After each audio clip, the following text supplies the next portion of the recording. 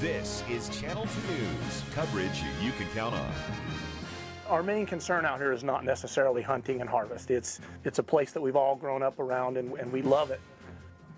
The wetlands in the Lahontan Valley near Fallon are drying up, as you see right here, and less water, of course, means less wildlife in the marshes. The impact this 4-year drought is having on our native fauna and flora in our Channel 2 News Big Story at 5:30. Well, from bird watching to hunting, our 4-year drought continues to seriously impact really the rural parts of northern Nevada as well. Good evening, I'm Kristen Remington. And Wendy DeMonte, thank you for staying with us tonight. Andy Guevara shows us how the wetlands near Fallon are being affected.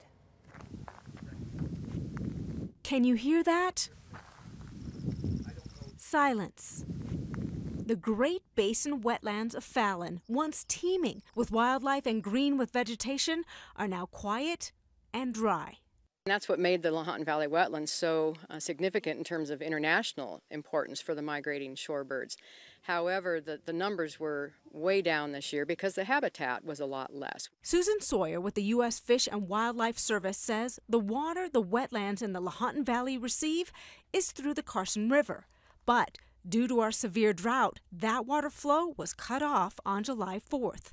And that water has to last as long as it can. And unfortunately, with the heat of the summer still coming on, we're losing about 4 to 5 inches every week in our wetlands. Sawyer says within a month, most of the wetlands will be completely dry. Already, there are little to no waterfowl, raptors, even coyotes on the wetlands. The food chain is definitely off kilter. We have no idea yet what the impact will be to the migrating waterfowl, the ducks, the geese, and the tundra swans that rely on this area as a critical stopover. Gib McAdin is with the Greenhead Hunting Club. The group uses the Carson Lakes wetlands area, but says this year the fishing boats and canoes will stay dry. But McAdin says it's not all bad. He says the drought is part of the natural cycle. So there are some benefits to it.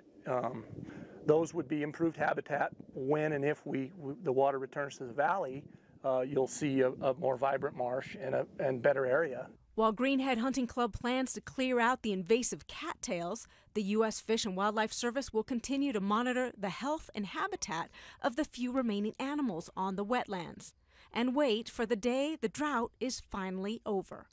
Covering the big story, Andy Guevara, Channel 2 News.